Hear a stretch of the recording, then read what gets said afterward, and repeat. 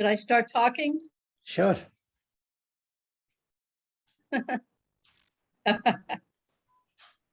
Well, welcome to our second session out of 5 on post-COVID economics, sponsored by the Henry George School of Social Science. Ibrahima Drama is the program director for the Henry George School. Last week, we had a conversation. We envisioned what would be our good future, post-COVID economics future. And we shared what we thought was really wrong and bad and dysfunctional about our current economic system. That way we got to know each other a little bit and got to see what topics we wanted to emphasize as we move forward. I'm going to go through several slides. There'll be a couple of points throughout for some discussion, but mostly the discussion will be at the end. Please use the chat to make your comments. Ibrahima usually pays attention to chat, lets us know what's going on there. The other thing we had mentioned was that during the week, if you might find certain news stories that are relevant to what our discussion topics are for this class, I'll just mention one that I came across. It said, it was a question, why is the Biden administration getting ready to hand $6 billion to big oil companies to triple US exports of liquefied natural gas? $6 billion, we had mentioned subsidies at the first class, and just these enormous subsidies to very wealthy corporations that actually pay little or often no taxes whatsoever. Certainly corruption of economics, of government, and a call for responsibility, since we're the taxpayers. You know, do we really want to have our money go for such uses as to give away what's corporate welfare, these huge amounts of subsidies to big corporations? So whatever you may have read this week, go ahead and maybe put that in chat, and I'll begin the PowerPoint with the topics. Wetiko consciousness, that might be a new term for many of you, compared to unity consciousness. Class and race viewed through a land lens. The corruption of economics, the corruption of medicine, and then we're going to weave it together in a discussion on power, health, and wealth. And that discussion, actually, that topic is going to spill over a little bit into our third session. This has a little bit about policies and principles moving forward post-COVID economics, but really it's looking back in order to move forward. It's looking at really back through a very long period of time so that we better understand where we are today. So these two books both look at this concept of Wetiko.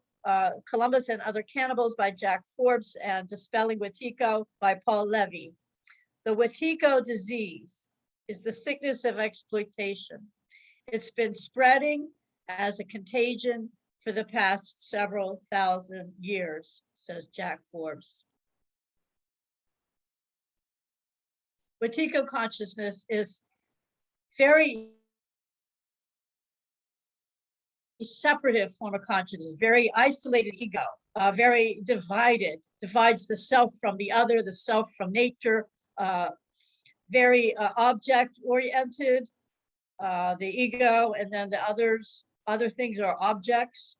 It's very hierarchical, top-down, it's predatorial, trauma-inducing, and it's just plain ugly. The Native people, this is a Native American term, they were trying to understand why the European people were breaking promises. They saw them hitting and beating their children. They saw the men beating their wives. They saw a lot of ugly violence in the European that came over, European so-called culture. And they were really trying to get a handle on what that consciousness was. And so that Wetiko term is what they were using. And then we'll compare that to unity consciousness, unity in diversity. So you understand, even though there's many different things happening, it's a great, wonderful diversity. It all is interconnected. Everything connects. It's circular, holistic, healing. It's beautiful. So many of us are moving more so into the unity consciousness, the sense of the oneness and the wonder of life. We are hurt, shocked, puzzled by the culture we find ourselves in, where so much is wrong. It really hurts our consciousness. And we're going to be using these two terms as we move through the classes. And we're going to be exploring the ability to respond to the world that the Wetiko consciousness has created. And our ability moving into the unity consciousness, for many people, many of us, it needs to be strengthened, because frankly, there's a big battle ahead that we're in the middle of, actually. So these are pictures of a world under the influence of Wetiko consciousness. We've all seen these scenes. I see them in the cities. I don't see them really in my small town, not to say that there's not social problems, there are, but they're certainly more serious, more severe. People homeless on the sidewalks in our cities, homeless and hungry. We all know these very sad pictures. We see them every day when we're walking in the streets of our cities. California, 10 cities grow massively. If California was a separate nation, it'd be the 8th or 9th wealthiest country on earth.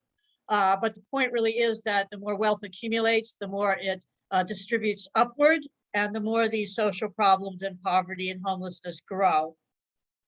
Really, that was the quest and the question that Henry George had well over 100 years ago now, when he saw the poverty amidst wealth of the cities of Philadelphia, where he was born, New York,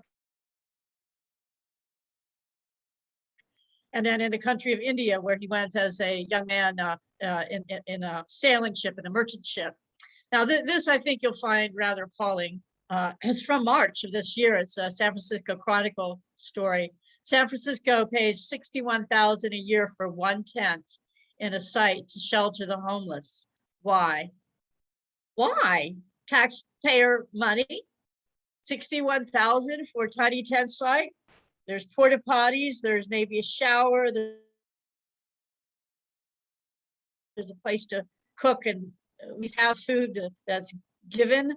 But who owns that vacant lot? Is it a vacant lot in the middle of San Francisco, a pretty poor land site usage? Who owns that? Who managed to finagle the city government to pay all that money to them as the owner of that land site? You could think of so many smart ways to use taxpayer dollars, like getting land affordable outside of the city, creating it, putting it into a community land trust, and building tiny houses, as they have done with Emerald City in Oregon. But this is just appalling. Now, unity consciousness, the connectedness with the natural world.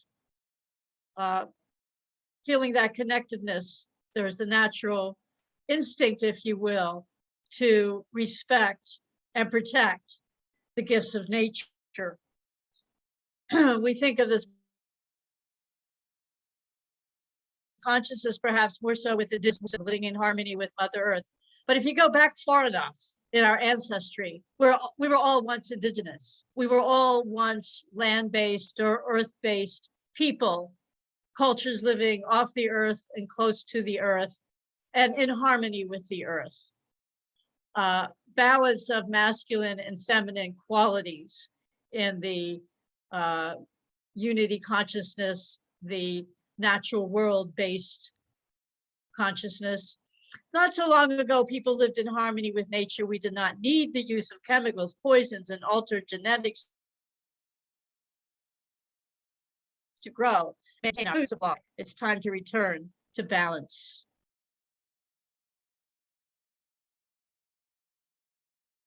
Think of the many benefits and harmonics of small farm agriculture compared to the kind of agriculture that Bill Gates would have us have.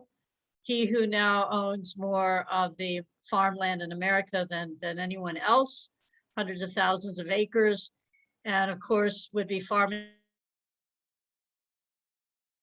it with GMOs, lots of chemical additives, robotics, high tech, low quality.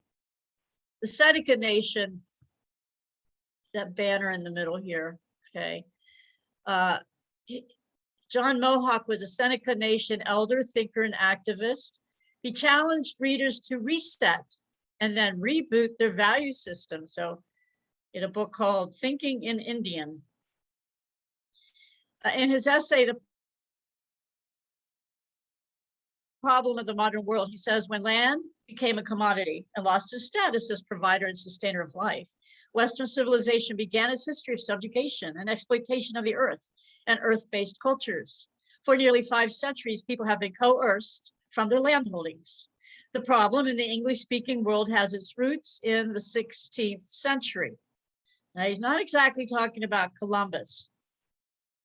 He's talking about the land enclosures, which we're now going into as we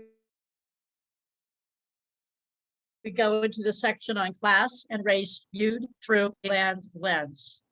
A deep history of the land problem in the United States. To get into that deep history, we have to go to what was happening in the Middle Ages in Britain. Middle Ages feudalism was based on the exchange of land called a fief for military service. King William the Conqueror used the concept of feudalism to reward his Norman supporters for their help in the conquest of England. The land belonging to the English was taken and given to Norman knights and nobles. These estates were known as manors. If you're not sure where Norman is, it's French. That's that long period of wars between the English and the French. Of course, the French was a nation state as it is today. It was different estates. Life lived under the medieval feudal system or feudalism demanded that everyone owed allegiance to the king and their immediate superior. Everyone was expected to pay for the land by providing the following services. Work days, completing any chores required, and providing trained soldiers to fight for the king and clothes and weapons for the soldiers. Now, I've read that you could do that with as little as a couple of weeks of work a year. It wasn't much compared to the 3 or 4 months a year that we work to just pay for our taxes. William the Conqueror, first Norman king of England. Those are the dates, 1066 to 1087. His hold was secure on Normandy by 1060. Following a long struggle to establish his throne, he launched the Norman conquest of England 6 years later. The rest of his life was marked by struggles to consolidate his hold over England and his continental lands. That time period, just constant fights and battles for land and territory in that part of the world. But while the tenure of land in return for services had existed in England before the conquest, William revolutionized the upper ranks of English society by dividing the country among about 180 Norman tenants in chief and innumerable messinae for the intermediate tenants, all holding their fiefs by knight service. The harrying of the North was a number of campaigns waged by William the Conqueror in the winter of 1069 to 1070 to subjugate northern England. Contemporary chronicles vividly record the savagery of the campaign, the huge scale of the destruction and the widespread famine caused by looting, burning, and slaughtering. Records from the Domesday Book show that 75% of the population died or never returned. Medieval manners now, the Lord's land, the baron, that lord's land later became the landlord, was called his demesne, or domain, which he required to support himself and his retinue. The rest of the land of the manors were allotted to the peasants who were his tenants. A peasant, instead of having his land in one compact mass, had it split up into a large number of small strips, usually about ½ acre each, scattered over the manor and separated not by fences or hedges, but by banks of unplowed turf. Besides his holding of farmland, each peasant had certain rights over the non-arable land of the manors, the common land.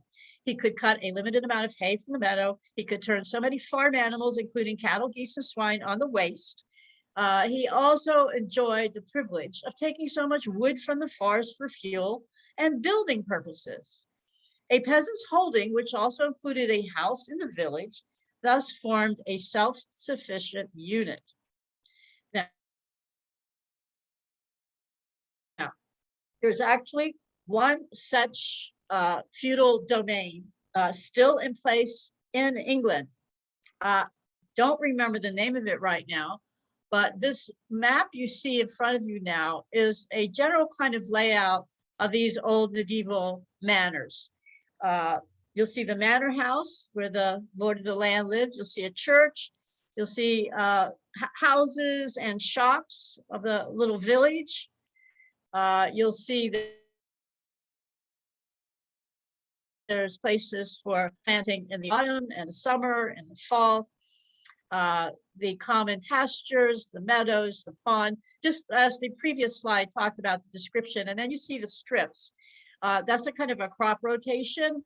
And so different of the common people were allocated different of these strips, different quality of land, like it wasn't all one contiguous small farm, but they had their land for their different uses scattered throughout the feudal land. But then what happened? The Enclosure Acts, which use an older formal spelling of the word, now usually spelled with the E, enclosure, cover enclosure of open fields and the common land in England and Wales, creating legal property rights to land previously held in common. Now, this was happening at the end of the period when there was a certain kind of balance in the feudalistic period, with rights and responsibilities from the king and the barons and the knights and the common people. Feudalism was not a bad, horrible system. It had its own balance and its positives, but this is what happened that really destroyed the common people. So between 1604 and 1914, as late as that, over 5,200 individual enclosure acts were passed, affecting 6.8 million acres. You recall, it was in 1215, the Magna Carta, where the nobles, the barons, wrested quite a bit of power from the king. And with the power that they then gained, they began getting these acts of privatizing their feudal estates. And they began to get those passed through the parliament. And that's what happened. That's how the common people lost their commons. So whatever the long-term effect, the immediate effect of the enclosures was to advantage those fortunate enough to become individual owners and disadvantage peasants. The immediate effect was to devastate the peasant class. When access was systematically denied, ultimately the peasantry was left with three basic alternatives: to work in a serf-like manner as tenant farmers for large landowners, to immigrate to the New World, or ultimately to pour into the already crowded cities, where they pushed down each other's wages by competing for a limited number of jobs. Well, they had no access to land, no way to meet their basic needs, but to compete with each other, trying to find some way to make goods and have services that the people with money would buy. And this then drove people off of a more self-reliant land-based economy into a cash economy. The folk poems of the time, here's probably heard a few of these phrases. They hang the man and flog the woman that steals the goose from off the common. but let the greater villain loose that steals the common from the goose. And that is exactly true. If you were caught on the now privatized domains, you could get hung. You could get shot and killed if you're just what used to be your commons. You could hunt and fish, no more. This was the time of Robin Hood, Robin Hood. The law demands that we atone when we take things we do not own, but leaves the lords and ladies fine who take things that are yours and mine. The poor and wretched don't escape if they conspire the law to break. This must be so, but they endure those who conspire to make the law. The law locks up the man or woman who steals a goose from off the common, and geese will still a common lack till they go and slip back. The peasant with rights and a status with a share in the fortunes and government of his village, standing in rags but standing on his feet, makes way for the laborer with no corporate rights to defend, no corporate power, corporate meaning your body, your corpus, with no power to invoke, no property to cherish, no ambition to pursue, bent beneath the fear of his masters and the weight of a future without hope. Industrial reserve labor, cumulatively and with it a few generations, the enclosures created a veritable army of industrial reserve labor. The displaced and disenfranchised were reduced to working for starvation wages that they supplemented through prostitution, theft, and other stigmatized or illegal means. They were considered England's expendables that could literally be dumped on the New World. The English, this is the upper classes, of course, hated the vagrants, idle folk, they said, who wandered the countryside, so they were rounded up. Some were branded, put into workhouses, children were taken off the streets and sold as indentured servants to cruel masters in America. Think, reflect on what you know about how your ancestors came here. When the workers swelled the ranks of the poor, the government stepped in once more, but this time to assist capitalists who petitioned for tax-funded favors. As even the anti-libertarian historian Christopher Ferrara explains, England's response to the crisis of poverty among the landless proletariat, using Marxist terms, was a system of poor relief supplements to meager wages, adopted de facto throughout England beginning in 1795 in order to ensure that families did not starve. We all heard the stories of people working, for instance, at Walmart and getting food stamps. Pretty darn similar situation. The result was a vast government subsidized mass of wage-dependent paupers whose capitalist employers, both urban and rural, were freed from the burden of paying even a bare subsistence wages. In turn, the palpable misery of this class fueled the rise of a vigorous socialist movement that blamed the Industrial Revolution for the exploitation of the masses. The socialists were aware of the impact of enclosure, but ultimately blamed industrialization. An exploitation by industrialists undoubtedly existed. For one thing, some used governmental means. But the masses were there to be exploited largely because powerful landowners had used political means to deny to peasants their traditional rural livelihood. Exploitation was possible because their opportunities had been legally denied. Now, this is interesting because it says the socialists were aware of enclosures. Now, it's tracing back to Karl Marx. His first book of Das Kapital, he really wanted to show how the factory system and industrial capitalism was exploiting labor. But then in his second book, and then the third book, which is a compilation of his writings, he really shows his understanding of the land problem. And I've seen him writings where he was talking to the people who were forming the socialist or communist movement. And he was saying, you have to remember that the land problem is primary. I'll try to find a slide at some point. But he understood that. Economist Michael Hudson tries to tell Mark, he teaches Marxists that they have to pay attention to what Marx was saying about the land problem. Of course, it was really Henry George that really came across a deep, deep understanding of the land problem, which we'll be learning about as we go along. But now I want to go a little bit fast forward to what was happening in the United States in the early period, because it impacts us today. But this is a presentation by Nancy Eisenberg, the 35th annual Portier lecture, that I was glad that I came across. So I pulled quite a bit from her lecture, where she says it's important to trace back the exploitation of poor white people back to Britain. And she says, I want to point out that we have to understand that in America, we do have a class system. We've always had a class system, but we do not connect it to British understandings of royal society, which she does. And you're going to see how she does it as we go forward a little bit through some slides. But what Nancy does not do is to connect this upper class exploitation to enclosures. So starts with British colonial policy dedicated to resettling the poor. First known as waste people, later white trash, propertyless, poor whites were considered a distinct breed. For centuries, the worst classes were regarded as extrusions of the least inhabitable land, scrubby, barren, swampy, wasteland. All that still relates to home ownership and the rich and poor neighborhoods today.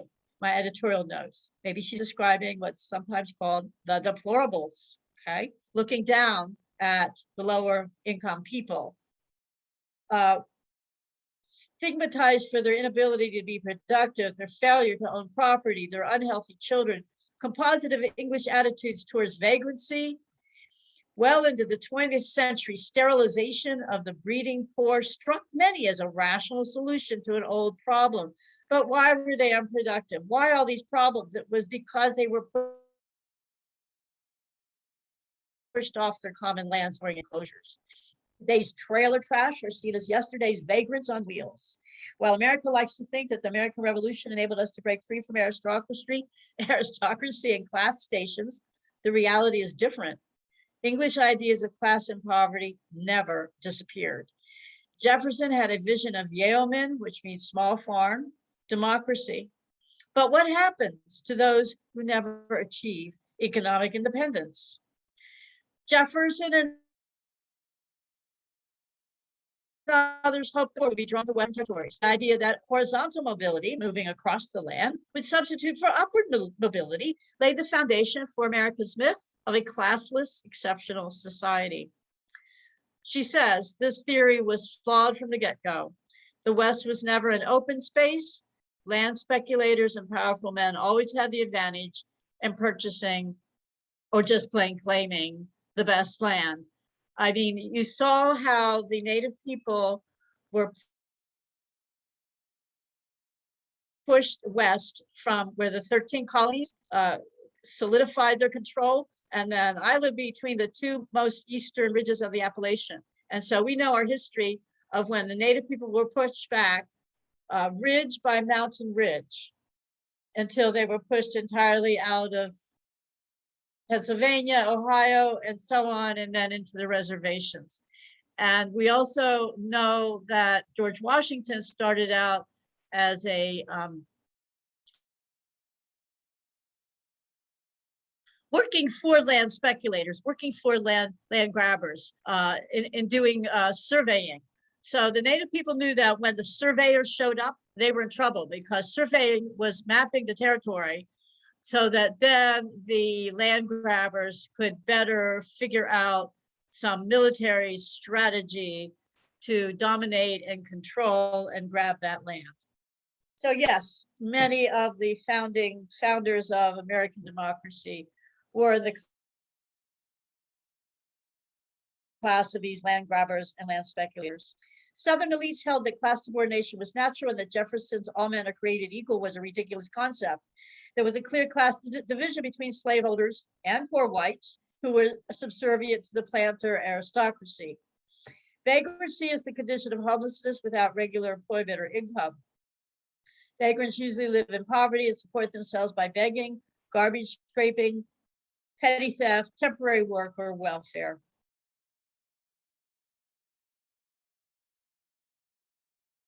Vagrants to the left with daughter shows she's out on alongside the street trying to play her little accordion to beg for a few pennies, a few pence, and then a homeless person that we can recognize today with her signage. Squatting and standing. The poor invaded public land as trespassers. They became the predominant class of America's post-antebellum period. Davy Crockett, not the legend. The real Davy Crockett was an advocate of squatters' rights. Crockett claimed that one of his powers was to squat down lower than any other man. He is referring to his own squatter past. The idea of being a squatter had significant legal meaning. In British law, squatting was the opposite of standing. To have legal standing was part of the legal principle that justified claims to sovereignty and justified the right to the land. The word right itself comes from the root to stand erect. So if you were squatting, you did not have legal rights to land. Squatters were the majority of Kentucky in the 1790s and remained 30 to 40% of the population in Tennessee, Alabama, and elsewhere as late as the 1850s. They are prevalent everywhere. The whole safety valve theory did not really work. In the Old South, the number of landless poor whites grew at astounding rates. By the 1840s, there's a dramatic shift away from talking about squatters to what's now known as white trash, identified as a Southern phenomena, condemned for the sickly and abnormal children, clay eaters, viewed as clinical specimens belonging to an inferior breed. Convicts and indentured servants of Jamestown. Rubbish from the back alleys of London. That's how the post-enclosure class consciousness carried over to America. Racism is not natural to Black-white differences, but created as a mechanism of control. The picture shows the burning of Jamestown, 1676. In early America, slaves ran off to Indian villages where they intermarried. Well, some of them who could did. During Bacon's Rebellion, Black slaves and white servants, these would be the indentured servants, joined forces. The alliance between European indentured servants and Africans, many enslaved until death or free, united by their bond servitude, disturbed the ruling class. The ruling class responded by hardening the racial caste of slavery in an attempt to divide the two races from subsequent united uprising with the passage of the Virginia Slave Codes of 1705. Now, after Jamestown, they also made it a rule that slaves, Black slaves, were not allowed to have guns, and only white people could have guns. So right there, you disturb the power relationships. Founding Father Thomas Jefferson, in an early version of the Declaration, drafted a 168-word passage that condemned slavery as one of the many evils foisted upon the colonies by the British Crown. But I think, as we all know, the passage was cut for the final wording. The 14th Amendment. Now, this was put in place by Congressman Thaddeus Stevens. You'll hear about him more later. He was an advocate for land reform for the South. Also, the 14th Amendment put the principle of birthright citizenship into the Constitution and forbade states to deprive any citizen of the equal protection of the laws. Arguably, the most important addition to the Constitution, other than the Bill of Rights, the amendment constituted a profound change in federal and state relations. Traditionally, citizens' rights had been delineated and protected by the state. After the federal government would guarantee all American equality before the law against state violation. The 15th Amendment prohibited states from restricting the right to vote because of race. 16 African Americans served in Congress during Reconstruction.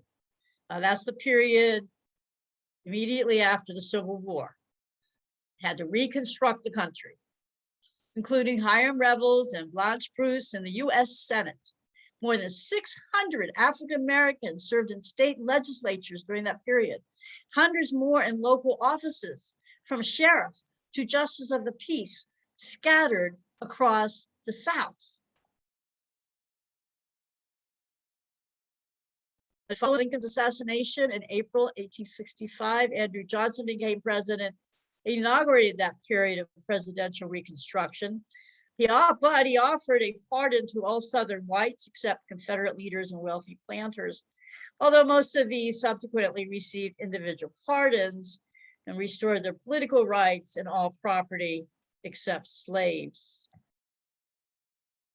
Reconstruction and the land question.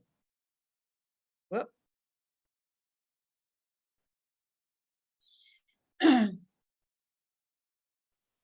Okay, where are we here? Reconstruction made possible the consolidation of Black families, so often divided by sale during slavery, and the establishment of the independent Black church as the core institution of the emerging Black community. But the failure to respond to the former slaves' desire for land left most with no choice but to work for their former owners, 40 acres and a mule. Special Field Order Number 15, a post-Civil War promise proclaimed by Union General William Tecumseh Sherman on January 16, 1865, to allot family units, including freed people, a plot of land no larger than 40 acres. Sherman later ordered the Army to lend mules for the agrarian reform effort. The field orders followed a series of conversations between Secretary of War Edmund Stanton and radical Republican abolitionists Charles Sumner and Thaddeus Stevens, following disruptions to the institution of slavery provoked by the American Civil War. Okay, this would have been a great land reform for the South. It would have moved us to the Yeoman democracy that Thomas Jefferson envisioned. It started to happen, and then you'll learn about why it stopped to a large degree. The truth behind 40 acres and a mule. But what many accounts leave out is that this idea for massive land redistribution actually was the result of a discussion that Sherman and Secretary of War Edmund Stanton held 4 days before Sherman issued the order with 20 leaders of the Black community in Savannah, Georgia, where Sherman was headquartered following his famous March to the Sea. The meeting was unprecedented in American history. Stanton has suggested to Sherman that they gather the leaders of the local Negro community and ask them something no one else had apparently thought to ask. What do you want for your own people following the war? And what they wanted astonishes us even today, this writing says. What did they tell Sherman and Stanton that the Negro most wanted? Land. That way we can best take care of ourselves, Reverend Fraser began his answer to the crucial third question, is to have land and turn it and till it by our own labor, and we can soon maintain ourselves and have something to spare. And when asked next where the freed slaves would rather live,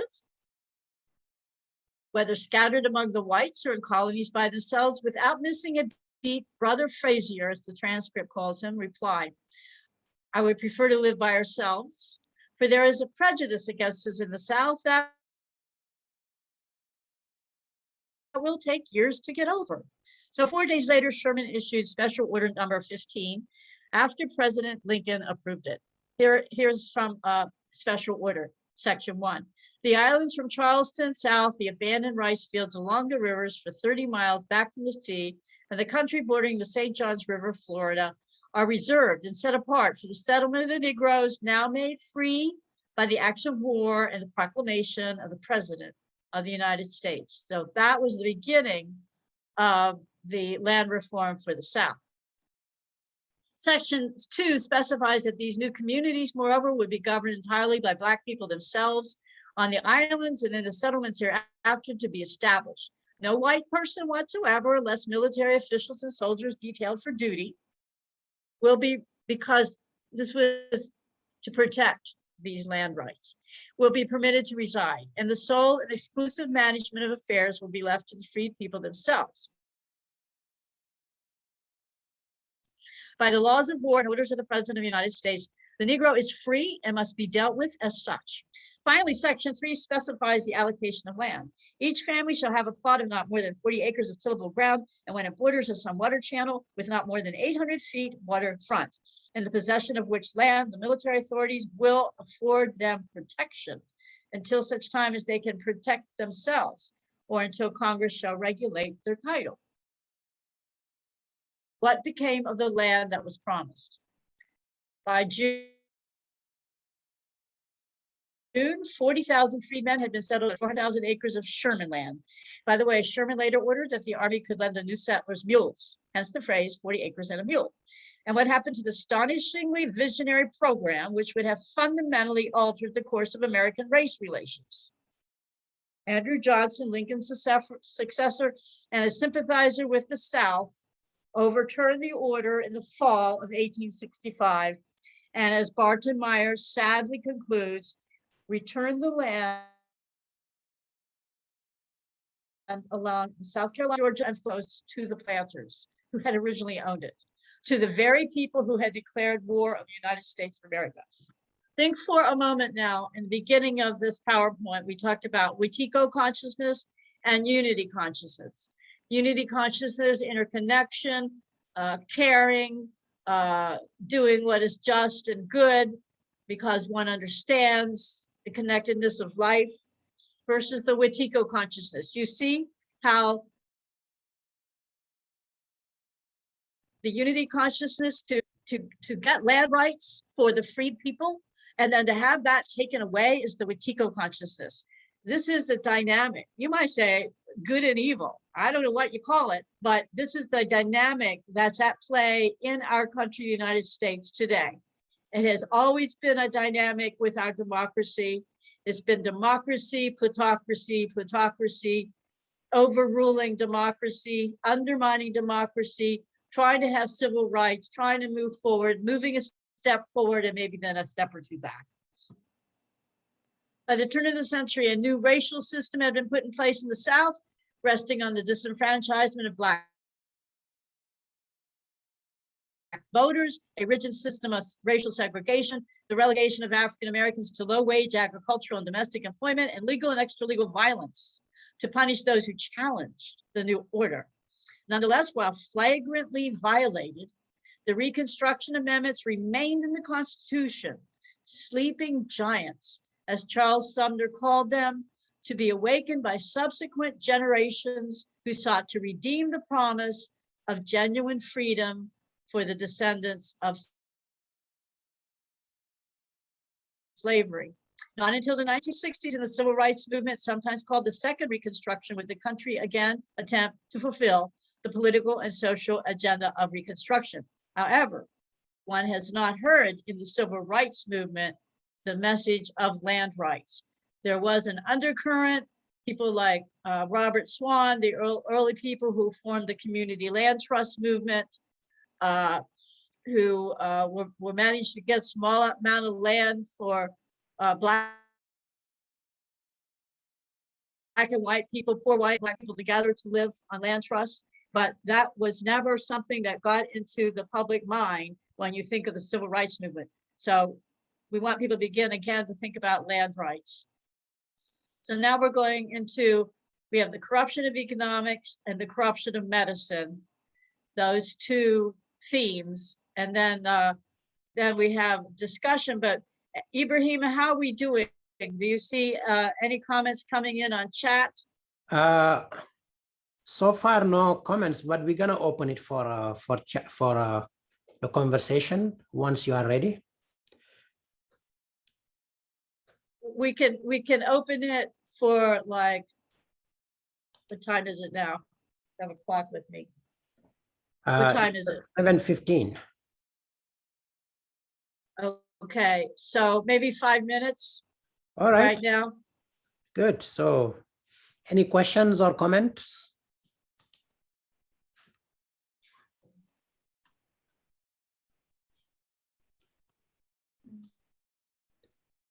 I don't see any questions or comments, Alanna, so you may want to proceed.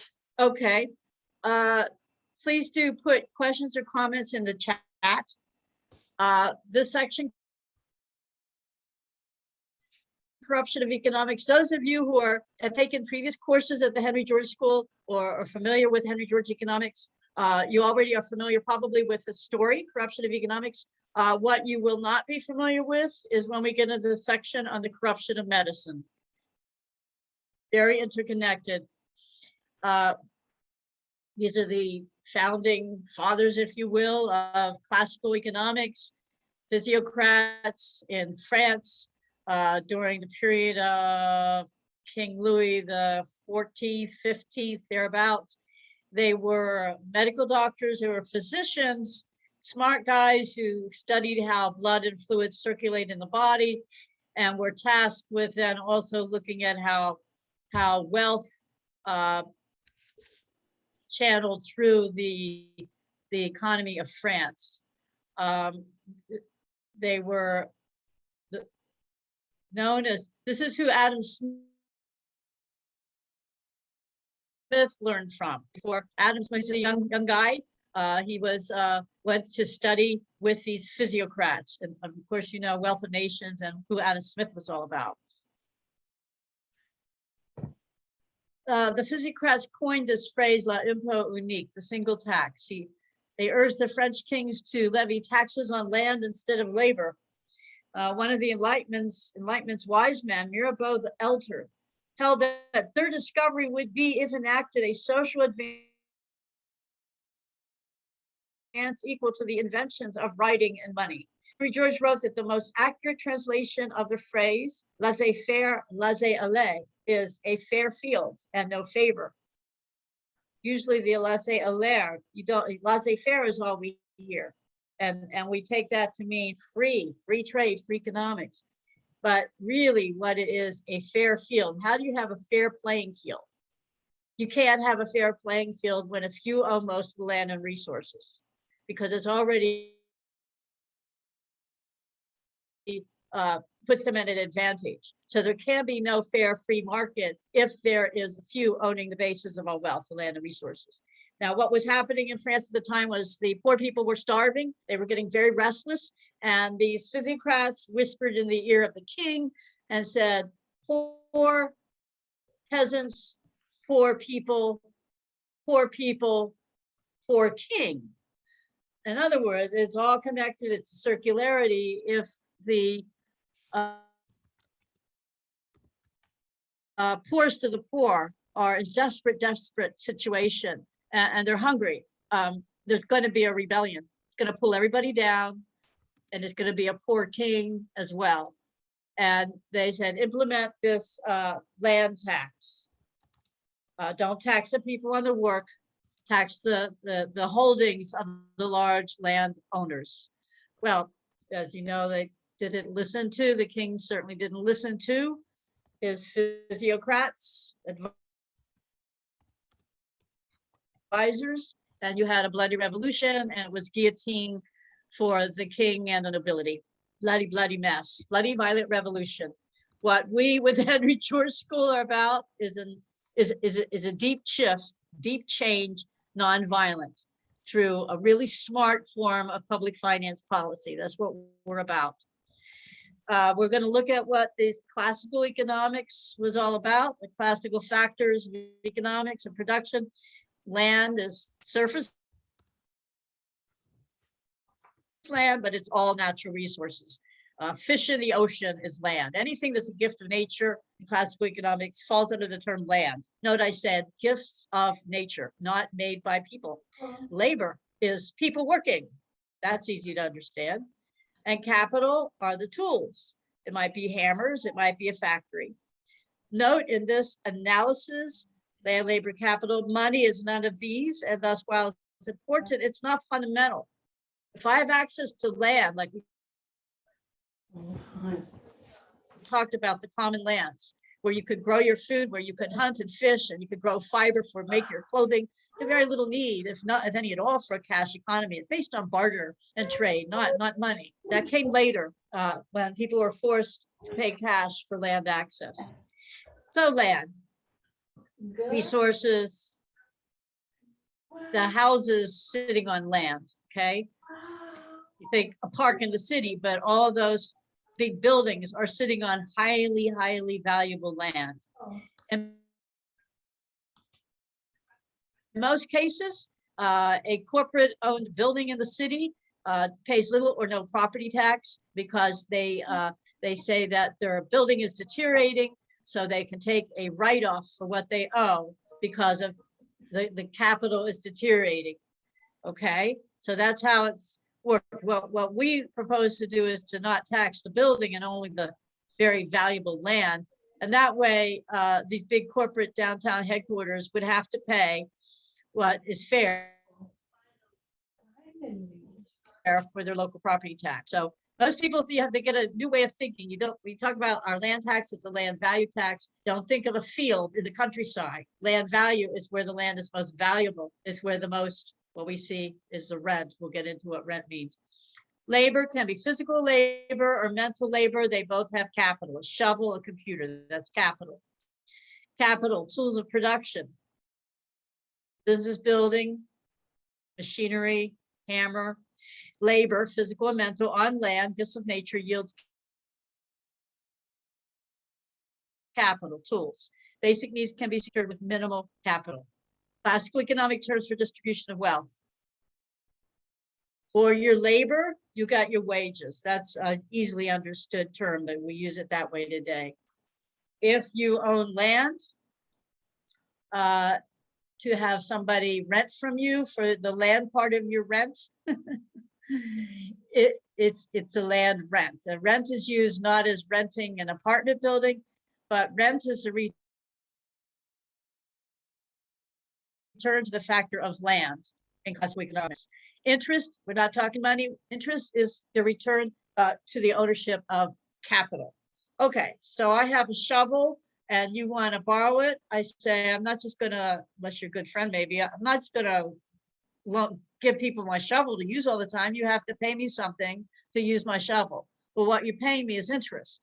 If I charge too high of interest for my shovel and you have access to wood and some mineral and you can make your own shovel, then you just go and make your own shovel. So there's a limit to what I can charge of interest in a fair society. It is when this problem of rent, and we just went through the history of the enclosures, the exploitation of people around the land problem. And so what happens is those who've grabbed up and control the land resources are in a position, because everybody needs land to live on, directly for shelter, indirectly for food. We're land-based creatures. There's no way around it. As long as we have a body, we're land-based. But those who through Wetiko consciousness have grabbed up the land and resources are in positions to charge the rent. How high is the rent? As population grows, the rent of the land increases in value. As society creates improvements, libraries and schools and roads, infrastructure of various sorts, it increases the land value, but that's pocketed by the landowner. But neoclassical economics has only two factors, labor and capital. Land, which is all the earth's resources, was made a subset of capital. Now, this is what we call the corruption of economics, we'll get into. So there you have the hammer, the capital. Earth is now simply subsumed under capital. All that was previously meant by land is simply considered a subset of capital in the kind of economic system, neoliberal economics, that we live under today, that is taught in the universities. When the factor of land is reduced to a subset of capital, what happens to the concept of rent? Verschwindet, it disappears. Rent magically and perhaps conveniently disappears from the economic lexicon and praxis. That's why we can never get a handle on how do we move out of this left-right box into a new economics that has freedom and fairness, that has efficiency and equity. These things that are seen as polar opposites synergize, they belong together. But part of what power of the Wetiko consciousness is to find many ways to keep people divided, such as labor versus capital, Democrat versus Republican. There's a lot of false polarities that need to be that way, but keep people divided from getting a handle. But this corruption of economics really did a job on what's taught in all the universities as economics. Okay, so this is sort of a summary. Labor uses land and natural resources to make capital to further enhance production of wealth. But when land is owned by a few instead of the many, the exploitation of labor begins and wealth inequality grows. So with the Henry George economics, which Henry George simply rediscovered the perennial wisdom teachings of basic justice. He independently discovered it, but you could go back thousands of years historically throughout the world. And when there's fair access to land and resources, you have a balanced harmonic society. When a few start grabbing up more than the others, you start having these many social problems that come out of wealth inequality, which is so gross today. We are absolutely at the end of the monopoly game. Okay. The Wetiko consciousness guys that like to grab as much as they can, they pretty much have all the pieces on the monopoly game board. New game, new game. This is what we're about with the Henry George School. We're about defining the principles, the policies, and building movements for the new game of fair and free economics. And it's not even a democracy that our democracy was not founded on economic, or what I like to call earth rights democracy. So we really have to vision what we're about as a new form of democracy that gives economic human rights, not clawing back the wealth from the upper echelons, but getting these land, labor, capital factors set up fairly to begin with. We call this pre-distributive justice. Make sure the factors, the land factor is fairly set up with human rights to land and resources, a pivotal principle, and then we won't have this gross wealth inequality. So this two-factor economics, okay, this is a chart, 1948 to 2011. This is under neoclassical economics. So you can see the hourly compensation, the lower blue line. It goes up along with productivity until about the 1970s. And then productivity increases enormously, but wages kind of get stuck. Well, you will hear a lot of people on the left say, yeah, we had all these great society programs and we had good wages. We didn't have this productivity wages gap in the 70s. But people on the left don't understand the law of rent. And this chart is neoliberal economics. It doesn't even show the rent, the part that goes to the land ownership factor. So who would have pulled such a trick on the promising science and political economy just at the point when it had found a way to structure a market economy that would be fundamentally equitable in its distribution of wealth? Cui bono? So Mason Gaffney answers this question in his book, The Corruption of Economics. Crime scene. The corruption of economics, in my view, truly is an intellectual crime of the last century that's continuing on today. This payment of the emerging schools of economics, University of Chicago, Columbia University, and others to fund shares of neoclassical economics was done by the super rich because Henry George's movement had become a strong populist movement. His master work, Progress and Poverty, was selling massive amounts of copies, both here. He was lecturing in Ireland, in Australia. He ran for mayor of New York 2 times. He was a very popular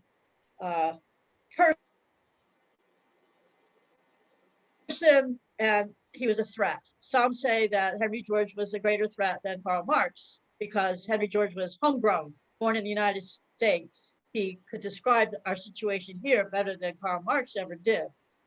So digging into the corruption of economics and what happens when you do look at the land rent factor. So this chart was designed by Brian Cavanaugh of the Land Values Research Group in Australia. So he's going to look at the chart goes from 1911 to 2010. So it's about a century. So starting in 1911, you'll see that the gray part, which is the land and resource rent, was only 8%. The blue part, which is the income of labor and productive capital, was 85%. And then you had taxation of 6%. When the red little ribbon says 2% captured, it means there was a little bit of the land rent captured by the government for taxation, but it's only 2%. But if you fast forward 1911, you look at what happens. The gray, which is the land and resource rent, goes from 8 to 26%. The return to labor and productive capital decreases from 85 to 48%. Taxation increases from 6% to 24%. So that taxation, being primarily on labor and production, is taking out of the blue. The red ribbon still shows from 1.96% to 2%. That's what we want. We want the land value tax. We want the land rent to be socialized because it's created by society. The value of land is created by society. If we had the full land value tax, the labor and productive capital income would rise significantly. And on about 1/3 of the economy would be the land rent. That would be what would pay our taxes. That would be the tax base for needed goods and services for we the people. So there would be an increase in purchasing capacity for working people and productive capitalists compared to the land and resource big mineral capitalists that are the monopolizers of the earth. Those are that's where we've got to look for the problem. Joseph Stiglitz, a well-known economist, said in their simplest form, rents are nothing more than redistributions from one part of society to the rent seekers. Much of the inequality in our economy is the result of rent seeking, because to a significant degree, rent seeking redistributes money from those at the bottom to those at the top. Rent seeking distorts resource allocations and makes the economy weaker. It is a centrifugal force. The rewards of rent seeking become so outsized that more and more energy is directed toward it at the expense of everything else. In other words, at getting a free ride, a free lunch that would include capture of government and government agencies by those who are already well endowed with wealth. They're lobbyists, they're minions of lobbyists in the government to get laws put in their favor. They even write the laws that Congress or governments often pass. We, the people, very rarely these days get the laws we want put in place to pass. So this is the big problem we're up against, the rent seekers seeking positions of favor, but beginning with the land and resource monopolization. Of economics. The mystery of persistent economic failure can now be explained. Professor Mason Gaffney charges his colleagues with using a theoretical apparatus that is fatally flawed, meaning his colleagues are economists are using theories that are flawed. But he goes further. He accuses the founders of neoclassical economics, the paradigm taught in schools and universities, of acting in bad faith. Well, that's another definition of Wetiko consciousness, acting in bad faith. They distorted the science of economics to protect vested interests and prevented governments from adopting policies that would yield prosperity for everyone. How did it happen? Good old John David Rockefeller funded Chicago, the University of Chicago, spectacularly in 1892, and he picked the first president who picked the first economists, Lachlan, and neoclassical economists. Chicago is still the lengthened shadow of John David Rockefeller. They are long gone, but the problem they exemplify is as perpetual as the maldistribution of wealth and the corruption of politics from the corruption of economics. By the way, that's a great book. If you really want to dig deep, get The Corruption of Economics. The same robber barons and elites who corrupted economics, and we've just begun to, you just told a short, quick narrative of a very important story about the corruption of economics. But now the same robber barons and elites who corrupted economics also corrupt medicine. That's what we're looking at now, the corruption of medicine. Standard Oil, what's that doing there? The octopus. This section draws from the Rockefeller-Carnegie Big Pharma scam, the killing of natural medicine, the real history of modern medicine, dirty Big Pharma truth, and email communications with Larry Fishman. So there's websites.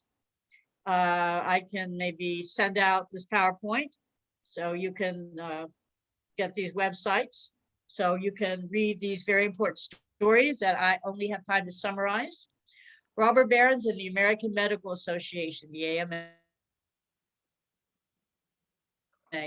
Present-day modern medicine was created by Robert Barons, John Rockefeller, Andrew Carnegie, and others, and the American Medical Association, which they then captured control of, to peddle pharmaceuticals, which began as byproducts of oil refinement. Did you know that in order to understand our current medical system, it's helpful to take a look back at the history of medicine in the United States? The business story of Western medicine in the modern sense starts with John David Rockefeller. Rockefeller is probably most famous for securing a monopoly in America's oil market, but many people haven't heard the story of his other business interests. By the turn of the 20th century, Rockefeller controlled 90% of all petroleum refineries in the America through ownership of the Standard Oil Corporation, which was later split into Mobil, Chevron, Exxon, etc. Concurrently, around 1900, the science world was getting excited about new petrochemicals and the ability to create a variety of new compounds from oil. Some of the first products derived from petrochemicals were plastics, but organic chemists knew that oil had the potential to create far more than plastic bags. During the same era, scientists were doing groundbreaking work to understand the basic mechanics of life and human health. It was during this time that most of the essential vitamins were discovered, including B1, B2, biotin, vitamin C, A, D, etc. By identifying these vitamins, science took a huge step forward and enabled simple vitamin remedies to cure conditions that were caused by vitamin deficiency, such as scurvy and rickets. And of course, scientists were also involved in research to recreate synthetic versions of these vitamins in a laboratory. In 1935, vitamin C became the first vitamin to be artificially synthesized in Switzerland. Rockefeller was smart enough to see this as a big opportunity, with the possibility that vitamins and medications could be developed from petroleum. He saw the chance to control and monopolize multiple industries at once: petroleum, chemical, and medical. And of course, petrochemicals were ideal from a business perspective because they could be patented, owned, and sold for high profits. But there was a big problem with Rockefeller's plan. Natural and herbal medicines were very popular in America during the early 1900s. Almost one half the medical colleges and doctors in America were practicing holistic medicine, using extensive knowledge from Europe and Native American traditions. Rockefeller knew that to get control of the medical industry, he would have to expunge the competition. So to start, Rockefeller used his vast oil money to purchase part of the German pharmaceutical company IG Farben, the same company that would later assist Hitler in manufacturing chemicals for war. Now that he controlled a drug manufacturing company, he could proceed with getting rid of his competition. In the early 1900s, a variety of doctors and healing modalities in America. Some of the medical specialties included chiropractic, naturopathy, homeopathy, holistic medicine, herbal medicine. To eliminate the competition, Rockefeller hired a contractor named Abraham Flexner to submit a report to Congress in 1910. This report concluded, in quotes, that there were too many doctors and medical schools in America, and that all the natural healing modalities that existed for hundreds of years were unscientific quackery. The report called for the standardization of medical education, whereby only the American Medical Association, another monopoly, would be allowed to grant medical school licensure in the US. Abraham Flexner was hired by John David Rockefeller to evaluate the effectiveness of therapies being taught in medical colleges and institutions with the ultimate goal of dominating control over pharmaceuticals. Flexner helped pave the way for a medical monopoly that persists to this day. What Flexner did at the behest of the robber barons, he did so in favor of profits rather than the long-term care of patients. He effectively created a culture that enabled the monetization of medicine like never before. This might not have been his intent, but the outcome speaks for itself. And I think many of you are well aware that women were not allowed to go to medical school. A friend of mine's grandmother became a medical doctor, or was it her great-grandmother? Grandmother, I think. Only by being able to go to medical school in France. Certainly, Flexner's report did have some valid points, but unfortunately, the motives for the report were entirely driven by Rockefeller's desire for complete control of the medical system. Based on the report, Congress acted upon the Flexner's recommendations and changed laws related to medical practice. Incredibly, allopathic medicine became the standard modality, even though at the time its main treatment methods were bloodletting, surgery, which was barbaric at the time, and the injection of toxic heavy metals like lead and mercury to supposedly displace disease. The Flexner report was the manifesto of a program that by 1936 guided $91 million from Rockefeller's General Education Board, plus millions more from other foundations, to a select group of medical schools. 2/3 of these funds went to only 7 schools. The Flexner report was conveniently titled Medical Education in the United States and Canada. The high-minded Flexner report more successfully legitimated the professions interested in limiting the number of medical schools and the supply of physicians than anything the American Medical Association might have put out on its own. The report recommended closing schools, competing therapies, and minority doctors that were considered substandard. Just get rid of them all. Medicine would never be a respected profession, off course and common elements. The result, after peaking at 162 medical schools in 1906, by 1922, the number had been cut in half. The Flexner report recommended that the number be reduced to 31. Capital requirements for modern laboratories, libraries, and clinical facilities were what killed so many medical schools in the years after 1906. Left up to Flexner, 20 states would not have had a single medical schools. So legislators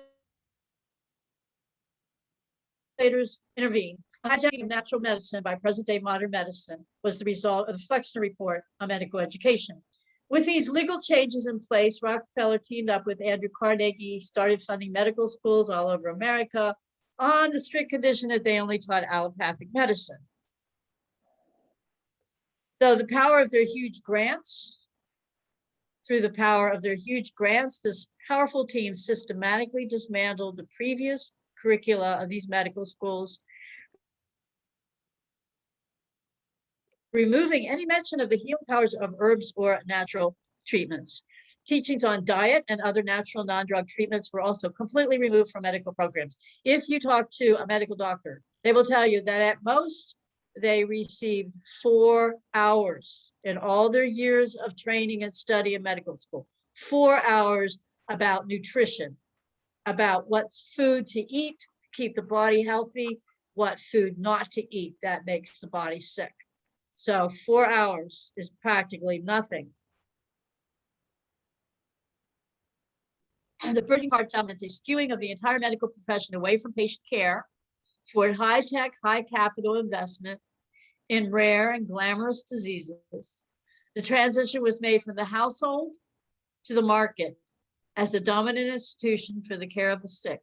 In addition to increased specialization of labor, this created emotional distance between the sick and those responsible for their care, and a shift from women to men as the dominant figures in the management of health health and illness. I mean, in the 1980s, it was a big, big thing to have a midwife movement. You weren't even allowed as a female, even though you might have been a nurse, to assist in childbirth. That's how severe it got. So some of these, some women who were nurses, like in the case of my midwife that assisted me with my 2 children's birth, they started practices. She never charged a dime. She did excellent care as a midwife. Appeal for the ill. After removing traditional medicine from schools, Rockefeller made sure to secure his monopoly by launching a targeted smear campaign against his competitors. Homeopathy and natural medicines were discredited, demonized through the newspapers and other media of the time. So how could the media do this? Well, it's a whole other story.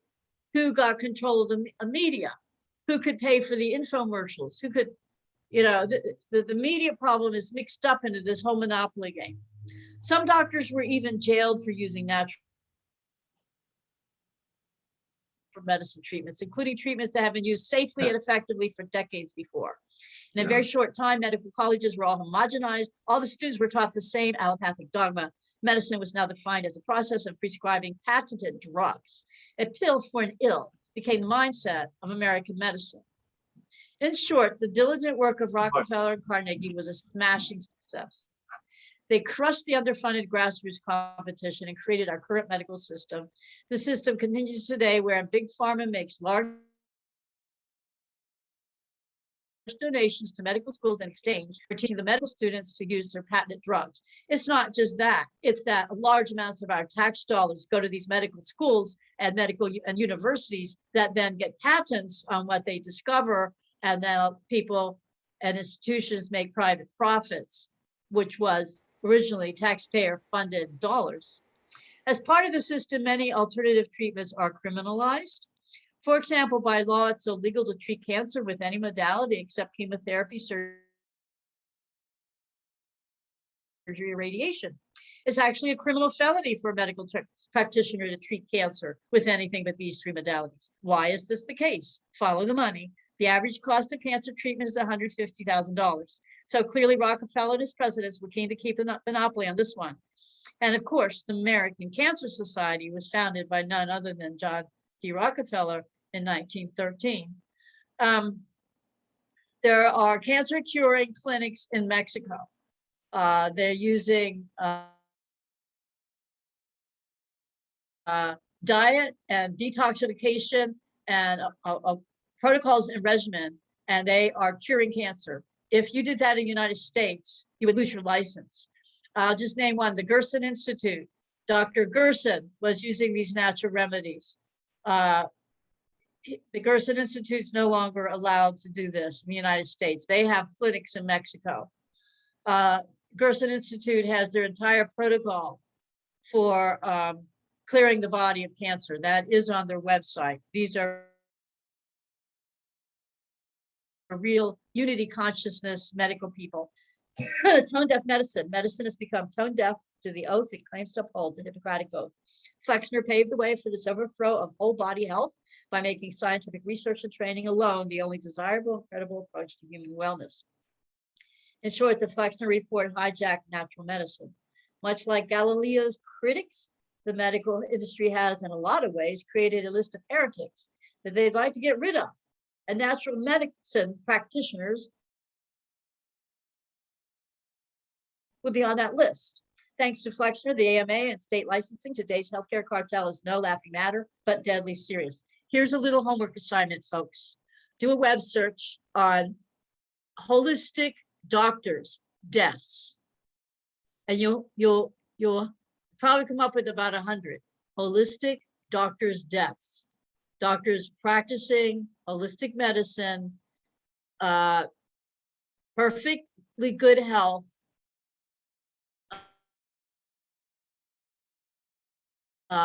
you look up this information and see for yourself, but it looks very suspicious, like many of them were murdered. Okay. Rockefeller Center, New York City. Hopefully this narrative will shed a bit of light on the history of our current medical system. At the very least, we can all be less surprised when patients are treated like customers and when medications cost thousands of dollars per month. We should also not be surprised we are faced with the fact that the cost of medical care in America rated #1, yet the quality of our medical care is rated number 37. Fortunately, these are the natural effects that occur when our medicine system is run like one of Rockefeller's corporations. So a post-COVID economics world, what is wealth ownership going to look like? What is healthcare going to look like? Certainly not like this, Overdosed America. This is a great book. It shows that at the heart of the current crisis in American medicine lies the commercialization of medical knowledge itself.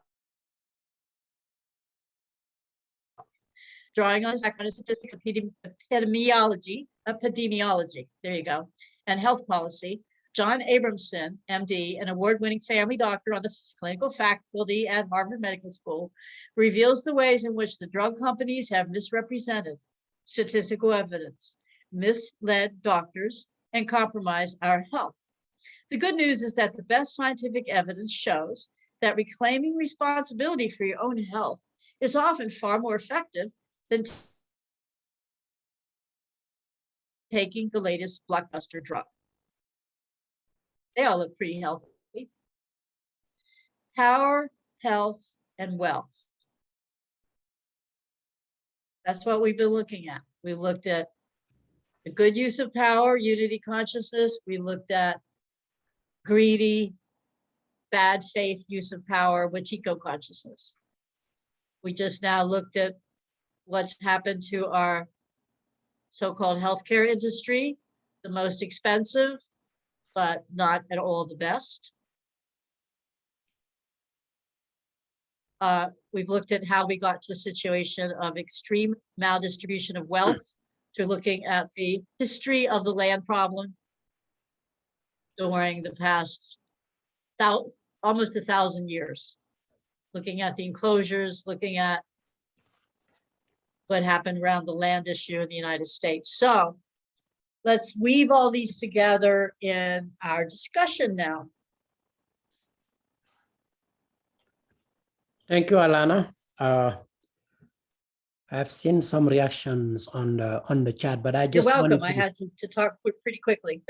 Yeah, I know you were trying to beat the clock.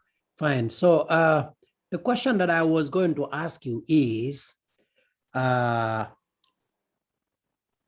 are people who believe that most of the issues that we have with our healthcare system starts not from the healthcare system itself, but it starts from our nutrition system, like the food that we consume, the chemicals that are in the environment, so on, that all end up in the soil and therefore affect the food that is produced, so that you cannot address the healthcare problem unless you address the food supply problem.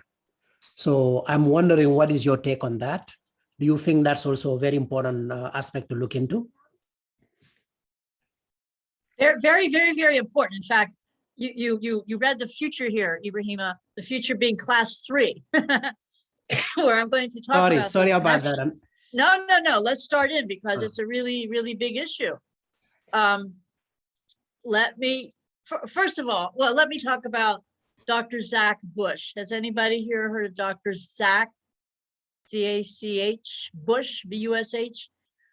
Please go to YouTube. Anything you find with Dr. Zach Bush talking is going to be illuminating. I guarantee it. He's a triple board certified medical doctor, so he has all his mainstream credentials. He was a rising star in cancer research, and then he just couldn't take it anymore. It just seemed like the wrong game to play. His heart wasn't in it.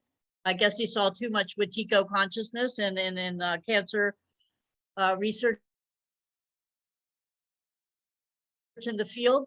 he dropped out of that. He moved to a rural area in Virginia, I believe he said he got a hold of a little shed, a little plumber's shed, something like that, and he opened his own little private general practice.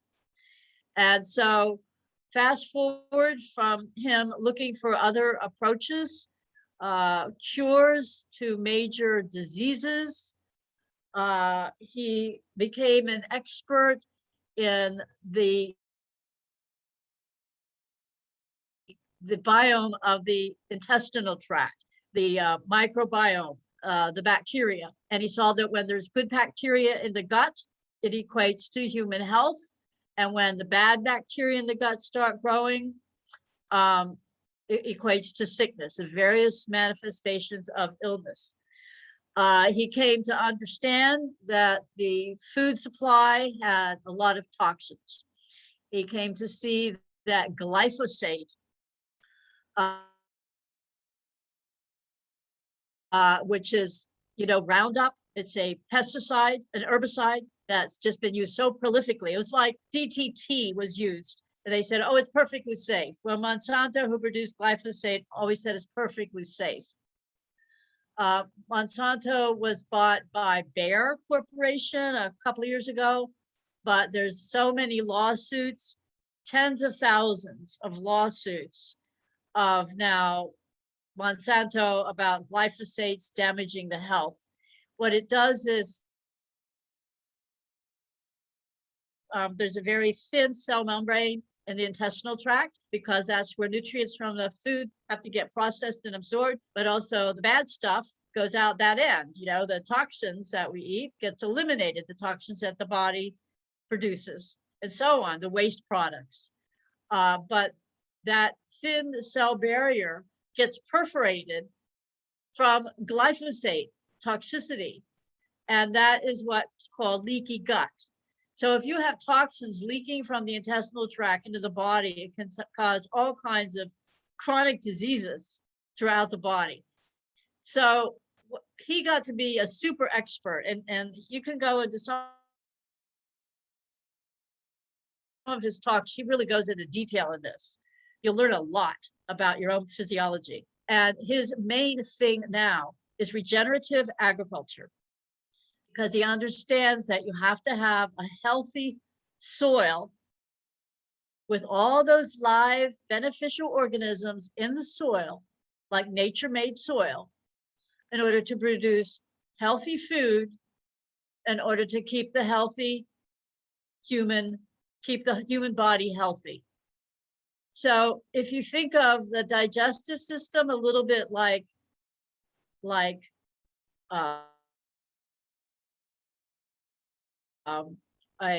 your garden, and if you're putting glyphosate and other toxins into the garden of your intestinal tract, your digestive system, you will putrefy.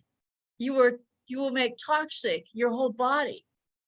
So it completely connects the health of the soil with the health of the food, with the health of the human being. Thank you, Alanna. Yeah. Ron has a question.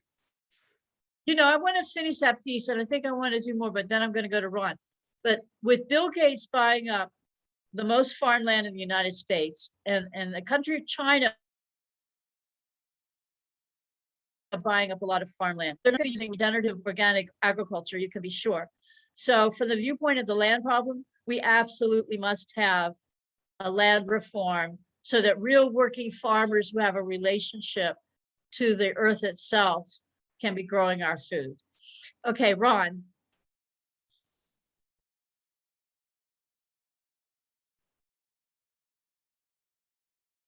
Ron needs to unmute so we can hear him, perhaps.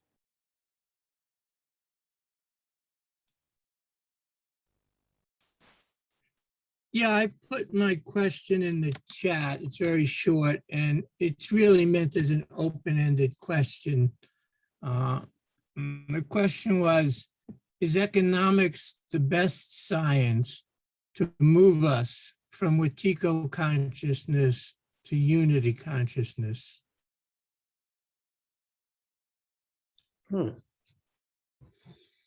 is it the best science? I just talked about agriculture, but if we have a healthy food supply, a healthy body, healthy mind, but to have a healthy food supply, it relates to the land problem, relates to how we have our economy established, the rules of our economy. So economics is the production and distribution of wealth, right, Ron? It's Right. how humans work with land elements to produce what humans need to survive. And then the distribution is not how you carry it off in a truck somewhere. The distribution is how the wealth that's generated gets divided into ownerships of land resources and people through their labor wages and those who own the capital.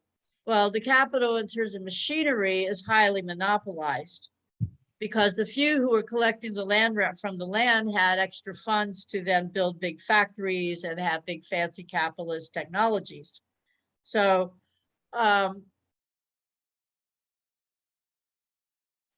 hence the big corporate problem rather than small businesses being more predominant as they should be.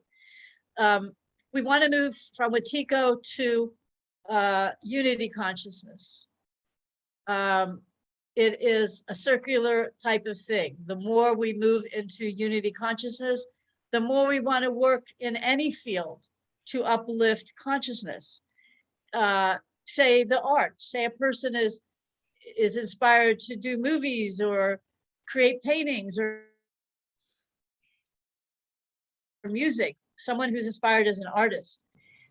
Art, good art, not degenerative art that shows violence, but good art is beautiful and it's uplifting and it uplifts the human spirit more into unity consciousness. What do we need for this good kind of art to thrive? We need more artists creating more good art, which means they need to have the leisure or the economic support in order to make their contribution of beautiful art in order to uplift humanity. Sure, there's lots of beautiful artists making beautiful works now, but there could be so many more. So you can say, yeah, artists move people from Wetiko to unity consciousness. And this is not an exclusive conversation. And if we had a fair economy, more of us could do our art. More of us could do what we're passionate about. The kind of work that is life-giving, that is meaningful, that is purposeful, that is creative, rather than the kind of work that is mere drudgery, simply working for a paycheck. That kind of work drags down consciousness. We want work that's righteous work, right livelihood in Buddhism, to keep moving humanity, ourselves individually and everybody else, into the higher consciousness states. If you look at drug addictions, all these addictions, it's really people that are depressed, that are upset for various reasons, that are traumatized. I mean, they're trying to find a way out from their current mind. So there's all these addictions, all these addictive substances and activities. It's a very difficult way to search for truth and higher consciousness, but some find it hard to find the right path towards unity consciousness. Some find that there's a touch of it in certain drugs where they're not feeling anxiety or stress or alienation, and they think they got to use a drug to get there rather than finding a path that's like meditation or prayer or just being in nature. You know, if you look again at this issue we talked about in this PowerPoint of vitamins, well, we're discovering that almost everybody who got serious COVID infections had very low vitamin D. People with high vitamin D either didn't get COVID or they had mild cases. They found clearly a correlation between vitamin D and healing or even being immune from even getting COVID. But how were people dropping off bottles of vitamin D everywhere? Were you hearing that in the mainstream media? That's the problem of how Wetiko has gotten control of the medical system where you get, and the media where you hear about high-priced remedies rather than natural remedies of good food, good water, and to have good food, good water, and sanitation to keep the body healthy. You need a fair economy. You can't get there with this kind of everything has to take the wealth to the top 0.1%, you know. So is that a sufficient answer, Ron, or you want to share your views maybe? I just want to say that I really meant it as an open question, but quite frankly, I don't think you addressed the question. The question really is, how do we move from Wetiko to unity consciousness? That's the real question. And, you know, the answers are many and varied, and that's pretty much my answer. There's many approaches to how we can move as individuals, as communities, as societies, as a planet from Wetiko to unity consciousness. But I think that those answers are not going to be confined to the discipline. I appreciate Yanni's saying that economics is not a science. I'm sympathetic to to what he said there, but we're going to have to be very interdisciplinarians and integral in studying many different facets so that we can have a holistic solutions to moving, you know, and maybe even have a meme or a catchphrase that represents this movement from Wetiko to unity consciousness. Anyway, those are some of my thoughts. Well, as we move more into unity consciousness, because it's about compassion and empathy and caring consciousness, realizing we're all connected, we're all brothers and sisters, one human family. There then begins the quest, what is one's act of service to address the suffering that's all around us? And that's for each individual to find what is their act of service. Some people think they have to have reached some kind of nirvana perfection before they can be of service to suffering humanity. I don't go along with that. I think that every step we make in healing ourselves personally gives us more energy, if you will, more bigger consciousness to help address the suffering. So how we do that is for each person to find within their own heart and soul what is their particular mission. Those of us who have been drawn to look at these economic issues, our view is that getting the economy set up in a fair way will enable more people's consciousness to be healthy and whole, and to be able to search for spiritual truth. So it's deeply interconnected, the consciousness level and the kind of society that we have. So if a society is creating suffering, the people who are conscious, in my view, have some responsibility to act to help alleviate the suffering in whatever way. And yes, it's holistic. I think the last class number 5, I'm going to introduce you to the work that a team of us are doing for the city of Baltimore. And I think that you will find it's a multi-pronged approach that we're using in envisioning the healing of one city. Okay, next. Thanks, Juan. Thank you, Ron. Ibrahima, are there other Yes. hands? I see somebody's hand up. That's Yanis. Yanis, go ahead. Unfortunately, that's going to be the last one because it's 8:08. Okay. Yeah, Alanna, I don't want to throw a bombshell onto you. I would like you, though, to, since you are mentioning health and the corruption of medicine, I would like you to make a comment on the vaccines, the COVID pandemic, and this whole attempt to silence different views, and also the non-reporting that the biggest resistors to mandatory vaccination are actually doctors and nurses. That's something that's conveniently swept under the rug. So I think I would like you to comment on the current situation about medicine and the pandemic. Giannis, I welcome that conversation, and I have a lot to share. I'm very deeply involved in looking at what's going on. I think not from mainstream media, but from those who are questioning the narrative, Giannis. We don't have time remaining in this class. Maybe we want to self-organize a conversation of those who want to have that conversation, Giannis, and we can invite others to join us in that conversation. Giannis, why don't you give me a phone call when we close the session today, and we'll have a little one-on-one chat about this, okay? I would love to. There is one problem though. I used to have your phone number, but now have a different device, and I don't have your. I know it's a 717 Well, I'll give my phone number. Okay, I'm going to put my phone number in chat, and anybody is welcome to call me. It's taking this class. 717-357-7617.